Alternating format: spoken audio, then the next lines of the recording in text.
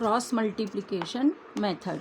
If a1x plus b1y plus c1 equal to 0 and a2x plus b2y plus c2 equal to 0 are any pair of linear equations in two variables, then solution of equations by cross multiplication method is x upon b1 c2 minus b2 c1 equal to y upon c1 a2 minus c2 a1 equal to 1 upon a1 b2 minus a2 b1। तो इस formula को learn करने के लिए हमारे पास एक diagram है।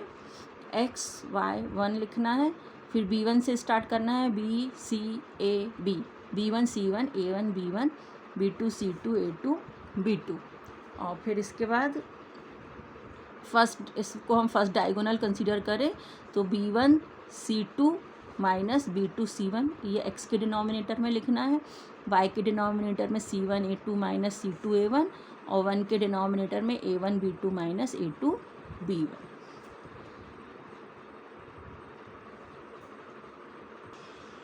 Exercise 3.5, which of the following pairs of linear equations has unique solution, no solution, infinitely many solutions. In case there is a unique solution, find it by using cross multiplication method। अब हमारे पास first pair of equation है x minus 3y minus 3 equal to 0, 3x minus 9y minus 2 equal to 0। तो अब इस equation को हम standard equation से कंपेयर करेंगे a1x plus b1y plus c1 equal to 0 से। तो a1 की वैल्यू 1, b1 की वैल्यू -3, c1 की वैल्यू -3। और सेकेंड इक्वेशन को भी कंपेयर कर ले a2x plus b2y plus c2 equal to 0 से। तो a2 की वैल्यू 3, b2 की वैल्यू -9 एंड c2 की वैल्यू -2। अब रेशोस देख ले, a1 upon a2 equal to 1/3, b1 upon b2 equal to -3 upon -9, तो ये भी क्या हो जाता है 1/3, c1 अपॉन c2 -3 अपॉन -2 तो 3/2। अब हम रेशोज़ का कंपैरिजन करें तो a1 upon a2 equal to b1 upon b2 is not equal to c1 upon c2। और जब हमारे पास ये रिज़ल्ट आता है तो हम इससे कंक्लूज़न निकालते हैं कि इक्वेशंस हैव नो सॉल्यूशन। अब सेकेंड हमारे पास पेयर ऑफ इक्वेशन है 2x plus y equal to 5 and 3x plus 2y equal to 8। तो पहले हम इस इक्वेशन को रीअरेंज करेंगे स्टैंडर्ड फॉर्म में, कांस्टेंट टर्म को भी लेफ़्ट साइड में ले लेंगे, ये -5 है और यहाँ पे ये -8। अब इसको स्टैंडर्ड फॉर्म से कंपेयर करने पर a1 की value 2, value of b1 1, value of c1 -5, value of a2 3, value of b2 2, value of c2 -8। अब रेशोज़ फाइंड करें, a1 upon a2 2/3, b1 upon b2 1/2 and c1 upon c2 -5/8 equal to 5/8। तो हम यहाँ क्या देख रहे हैं कि a1 upon a2 is not equal to b1 upon b2, इसलिए इस इक्वेशन का एक यूनिक सोल्यूशन होगा। फिर यहाँ लिख दिया कि a1 upon a2 not equal to b1 upon b2, therefore equation have a unique solution. फिर इसके बाद हमने ये डायग्राम लिख लिया, x y 1 और b1 से स्टार्ट करना है, b1 c1 a1 b1 b2 c2 a2 b2, और फिर इससे हमने फार्मूला लिख लिया x upon b1 c2 minus b2 c1, y upon c1 a2 minus c2 a1, 1 upon a1 b2 minus a2 b1।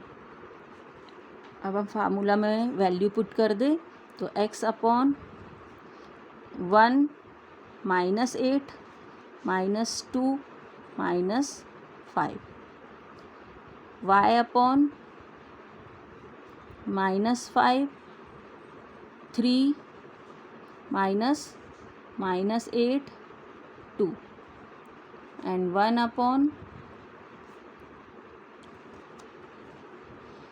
2 minus 3 into 1। Values put कर दी अब इसको सॉल्व कर लें। x upon -8 + 10, y upon -15 + 16 and 1 upon 4 - 3। तो x by 2, y upon 1, 1 upon 1। अब x by 2 equal to 1 by 1 लिखें तो हमारे पास x इक्वल टू क्या मिलेगा 2, और y upon 1 equal to 1 upon 1 जब लेंगे तब हमको क्या मिल जाएगा y equal to 1। Question number 3, 3x minus 5y equal to 20 and 6x minus 10y equal to 40। तो पहले तो स्टैंडर्ड फॉर्म में रीअरेंज कर लें equations. 3x minus 5y minus 20 equal to 0 and 6x minus 10y minus 40 equal to 0। अब जब हम equation को स्टैंडर्ड फॉर्म से कंपेयर करेंगे तो हमारे पास a1 की वैल्यू 3, b1 की वैल्यू -5 और c1 की वैल्यू -20 होगी, और a2 की वैल्यू 6, b2 की वैल्यू -10 एंड c2 की वैल्यू -40। अब रेशोस निकालेंगे। a1 upon a2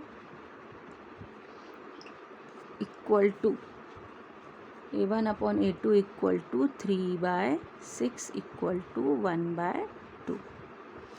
b1 upon b2 equal to -5 by -10 equal to 1/2 and c1 upon c2 equal to -20 by -40 equal to 1/2। तो हमको यहाँ पे ये देखने को मिल रहा है कि ऑल रेशोज़ क्या हैं, equal. a1/a2 equal to b1/b2 equal to c1/c2। और जब सभी रेशोज़ इक्वल रहते हैं तो हम क्या कंक्लूज़न निकालते हैं कि there are infinitely many solution. तो यहाँ पे रिजल्ट आ जाएगा there are infinitely many solutions।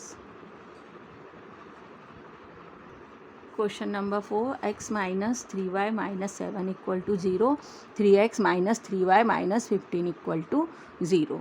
तो स्टैंडर्ड फॉर्म से कंपेयर करने पे हमको मिलेगा a1 equal to 1, b1 equal to -3 and c1 equal to -7, a2 equal to 3, b2 equal to -3 and c2 equal to -15। a1 upon a2 1/3, b1 upon b2 -3 by -3 1, c1 upon c2 -7 upon -15 7 upon 15। तो अब हम यहाँ पे क्या देख रहे हैं कि a1 upon a2 is not equal to b1 upon b2। तो इससे क्या कंक्लूज़न निकलता है, इक्वेशन है यूनिक सॉल्यूशन। इक्वेशंस है unique solution. Cross multiplication method के अकॉर्डिंग हमको क्या मिलेगा, x b1 c1 y a1 1 b1, और यहाँ पर b2 c2 a2 b2।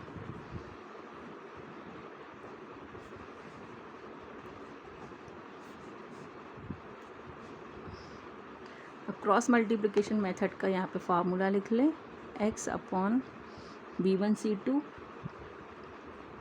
Minus b2 c1, y upon c1 a2 minus c2 a1, 1 upon a1 B2 minus A2 B1। Values put करेंगे, x upon B1 की value -3, C2 की value -15, फिर minus B2 की value -3 और C1 की value -7। y upon C1 की value -7, A2 की value 3, फिर माइनस C2 की वैल्यू -15, A1 की वैल्यू 1 अपॉन A1 की value 1,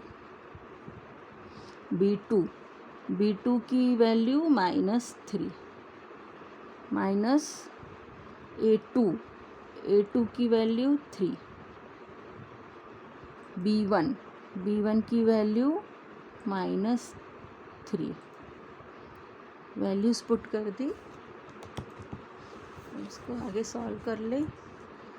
x upon 45 -21, y upon -21 plus 15, 1 upon -3 plus 9,